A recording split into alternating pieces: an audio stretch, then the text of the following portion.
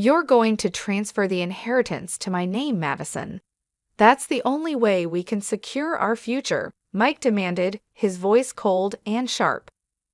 My heart raced as I cradled my 8-month pregnant belly, shaking my head. "No, I can't do that. It's my family's legacy," I whispered. Before I could process what was happening, Mike's hands shoved me hard from behind. I lost my balance and fell forward, crashing onto the floor, pain exploding in my stomach as darkness enveloped me. "My name is Madison, and I'm 29 years old. Until recently, I believed my life was ordinary. That perception shattered a few months ago when my father passed away suddenly, leaving behind something I never expected. A massive inheritance worth over $50 million. He had quietly built a fortune through real estate and various businesses, and now all of that was entrusted to me. At first, I struggled to handle such a colossal responsibility. My husband, Mike, seemed supportive initially, but soon things took a darker turn. As soon as Mike learned the full value of the inheritance, his behavior shifted. What once felt like a loving marriage transformed into a battleground fueled by greed. Mike began pressuring me, constantly asking me to transfer the inheritance to his name. I initially dismissed his requests as mere excitement, but over time, his obsession escalated. Our arguments grew more frequent, with Mike insisting that we needed to take control of the money to secure our future. I didn't realize how far he would go to claim it, until that moment when he pushed me. I never imagined the man I married would care more about money than his own family. As time passed, it became clear that Mike's love for me had been overshadowed by his greed for the inheritance I received after my father's death. When my father passed, I was devastated. Losing him was the hardest thing I had ever faced. In the midst of my grief, I learned about the wealth he had left behind, over $50 million in real estate, businesses, and investments. It wasn't just money. It was his life's work, his legacy. I hesitated to think about it at first, but Mike's fixation on it was relentless. "We could do so much with that kind of money, Madison. We need to act fast before anyone else gets involved," he would say, his eyes gleaming with a hunger that frightened me. I tried to brush off his comments, assuming it was just excitement. But soon, it became evident that Mike wasn't thinking of us as a family. He was consumed by what he could control. Every day, he brought up the inheritance. "You need to transfer it to my name. It's safer that way," he insisted. I refused each time. "It's my father's legacy, Mike. I can't just hand it over," I replied, my voice trembling with the weight of yet another argument. His frustration grew with every no, and the man I once knew, the one who had cared for me and our unborn child, was fading before my eyes. In his place stood a stranger. One night, as we prepared for bed, the tension reached a breaking point. Mike had been distant all evening, his eyes cold and his voice clipped. I could feel the storm brewing. "Madison," he said suddenly, standing in front of me, "you have no idea what you're doing. If you don't transfer that inheritance to me, you're going to regret it." Stunned, I responded, "This money isn't yours to control, Mike. I won't do it." His face twisted in anger, and before I could react, he lunged at me. His hands shoved me hard from behind, and I felt myself falling forward. The pain was instant and searing as I hit the ground, my belly taking the full impact. I could hear Mike shouting, but his voice faded as darkness consumed me. When I opened my eyes, the world around me was hazy. Pain radiated from my belly, and I could barely move. I tried to sit up, but my body felt too heavy and weak. My mind raced. What had happened? And then it all came back to me. Mike's shove, the hard fall, the impact on my pregnant stomach. Panic washed over me. I placed my hand on my belly, desperately trying to feel any sign of movement. Relief flooded through me when I finally sensed a faint kick. The baby was still there, still fighting, but I knew something wasn't right. I needed help. Through my blurred vision, I could make out Mike pacing across the room, muttering to himself. He looked more like a stranger than the man I once loved. There was no concern in his expression, no hint of worry for me or the baby. It was as if he couldn't see the damage he had done. "Mike," I croaked, my voice barely a whisper. He stopped and looked at me, but there was no softness in his gaze. "You'll thank me later," he said coldly, as if the violence was justified, as if his greed had given him the right to hurt me. Struggling to my feet, I realized Mike wouldn't help. I was on my own. Summoning every ounce of strength I had left, I managed to stand, clutching my belly for support.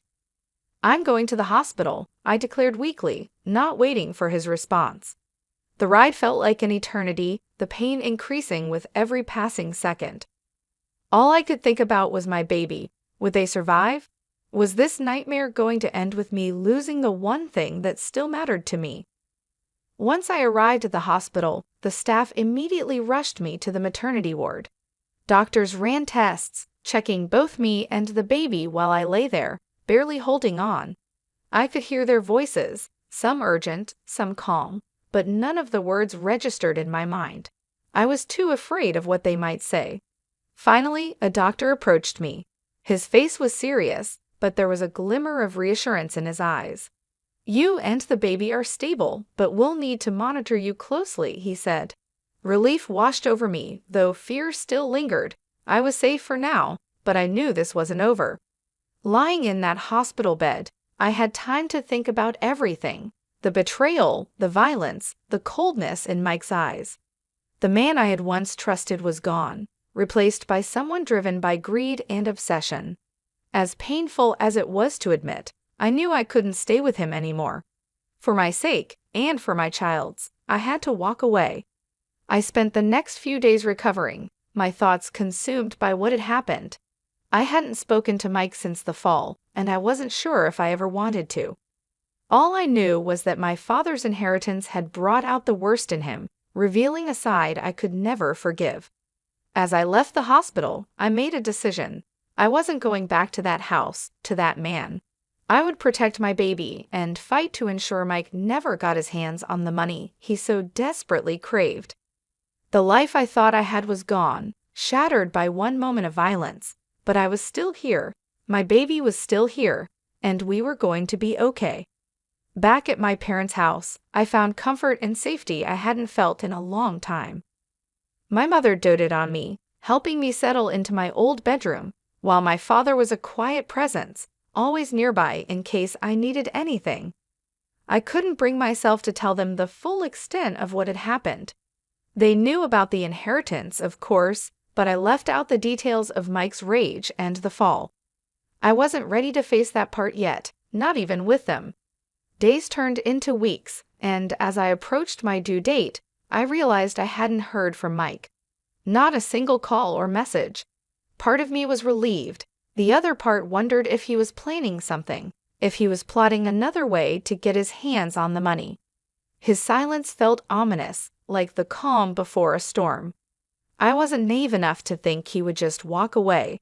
Mike wasn't the kind of man to give up easily, especially when there were millions of dollars at stake. I had to prepare for what might come next. I spoke with a lawyer, explaining the situation as best as I could. The inheritance was legally mine, passed directly from my father to me, but I needed to ensure Mike couldn't try to claim any of it, especially since we were still married. The lawyer was reassuring, telling me that Mike had no legal claim to the money, but the conversation left me feeling uneasy. I had seen what Mike was capable of. His greed had turned him into someone I no longer recognized, and I couldn't predict what he might do next. A week before my due date, the doorbell rang at my parents' house. I had been resting, trying to stay calm in those final days before the baby arrived, but the sound jolted me awake. My mother answered the door, and I could hear her talking to someone in a low, concerned voice. Then I heard his voice.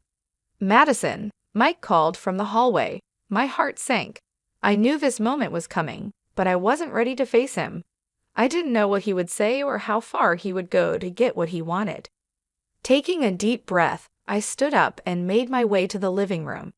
There he was, standing in the doorway, looking every bit the man I used to know, but with a hardness in his eyes that hadn't been there before. "Can we talk?" he asked, his voice unusually calm. I nodded, though every instinct in me screamed to stay away from him.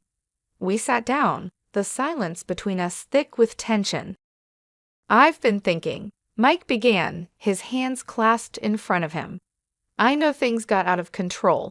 I know I hurt you, but we can still fix this. We can be a family, Madison.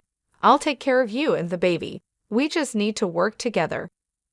I stared at him, feeling a mix of anger and disbelief. "You pushed me, Mike. You hurt me, and you didn't care. All you cared about was the money." His face hardened. "I made a mistake, but I was thinking about our future. That money could change everything for us. You can't just throw it away." "It's not yours, Mike. It was never yours," I said firmly. "And I'm not going to let you control me or the baby.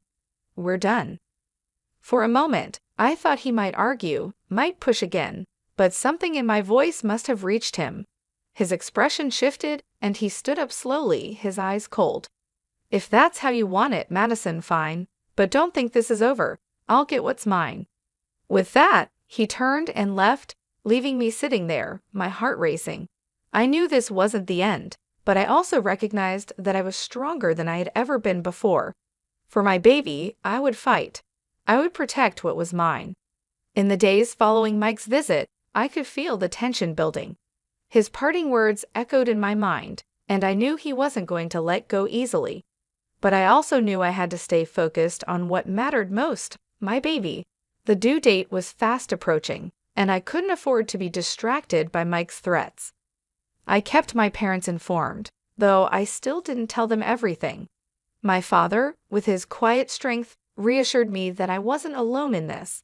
He sensed I was facing more than just the challenges of pregnancy, and though he didn't press me for details, his protective nature was palpable. My mother, ever the caretaker, was by my side constantly, helping me prepare for the baby, making sure I was as comfortable as possible. Then it happened. Late one night, just a few days before my due date, the contractions started. At first, they were manageable, a dull ache in my lower back. But soon, they intensified, each wave of pain pulling me deeper into the reality of labor. I called out for my mother, and within minutes, my parents were by my side, helping me into the car and rushing me to the hospital. Everything became a blur, the bright hospital lights, the nurse's calm but urgent instructions, the sound of my own breathing as I fought through each contraction. Despite the physical pain, my mind kept returning to one thought. I needed to protect my baby. Mike's obsession with the inheritance, his dangerous actions, all of it faded into the background as I focused on bringing my child into the world safely. Hours passed, and after what felt like an eternity, I finally heard the cry I had been waiting for. My baby was here, alive and healthy.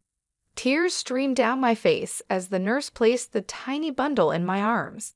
In that moment, everything else disappeared. It was just me and my baby, a new life beginning. But even in that moment of pure joy, I knew this wasn't over.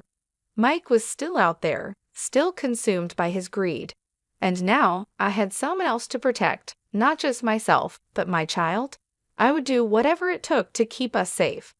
A few days later, after being discharged from the hospital, I returned to my parents' house with my newborn in my arms.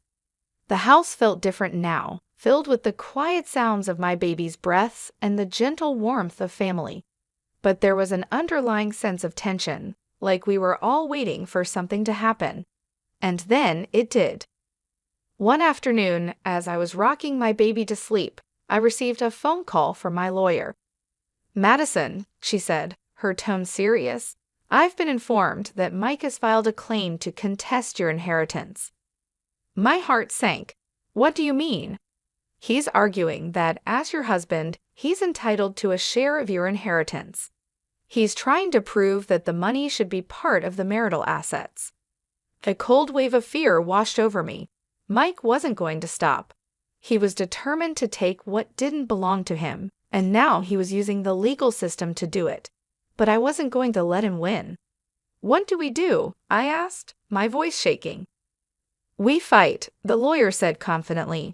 "I've already started gathering evidence, and we'll show the court that the inheritance is legally yours, but it's going to be a battle."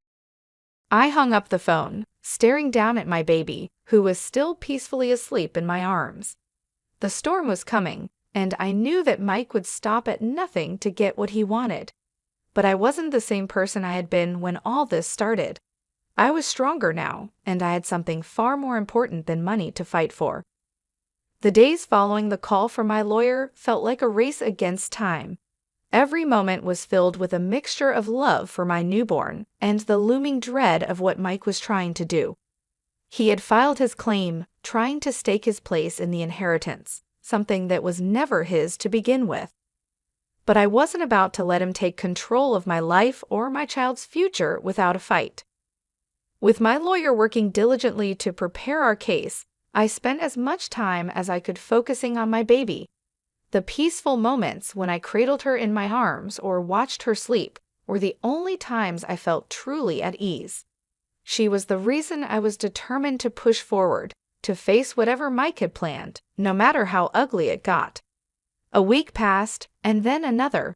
The legal process was slow, frustratingly slow, but I tried to remain patient. My lawyer reassured me that Mike's claim didn't have a strong foundation.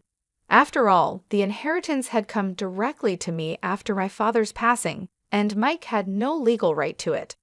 But Mike was persistent, using every possible loophole to challenge me and make me feel like this wasn't going to end. One afternoon, as I sat in the living room with my mother, discussing the next steps for the legal case, the doorbell rang. A sudden wave of anxiety washed over me. My mother went to answer it, and I could hear the muffled voices from the hallway. Then my heart froze. Mike's voice cut through the air like a knife. "I'm here to see Madison. We need to talk," he demanded. I stood up, my legs shaking slightly, but I didn't back down. I walked to the front door, where Mike stood, his eyes dark with the same cold determination I had seen before. "What are you doing here, Mike? You know you shouldn't be here," I said, my voice steady despite the fear twisting in my stomach. He crossed his arms, staring at me with a condescending smirk. "You're making this harder than it needs to be, Madison. I'm just here to talk, to make you see reason. If you would just sign over part of the inheritance, we could move on from this. We could even raise the baby together." My blood boiled at his words.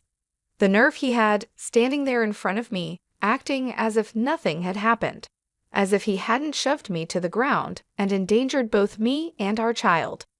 He was delusional if he thought I would ever trust him again, let alone give him control of my family's fortune. "No, Mike," I said firmly, "I'm not signing anything. You have no right to the inheritance, and you know that. This isn't about us. This is about you and your greed." His smirk faltered, replaced by a flash of anger. "You think you're better than me? You think you can just shut me out like this? I'm doing what I need to do to protect myself and our child. I'm not going to let you manipulate or control me anymore. So if you're done, you need to leave," I said, my voice shaking slightly, but my resolve was strong. For a moment, he just stood there, his face contorting as he tried to hold back his rage. Then, without another word, he turned on his heel and stormed off. The door slammed shut behind him, leaving me standing there, trembling. As I returned to the living room, my mother was already on the phone with my lawyer, explaining what had just happened. "We need to get a restraining order," she said firmly, her voice steady in contrast to the storm of emotions swirling inside me. That night, I lay awake, my baby sleeping soundly beside me. I couldn't stop thinking about Mike's words, his threats.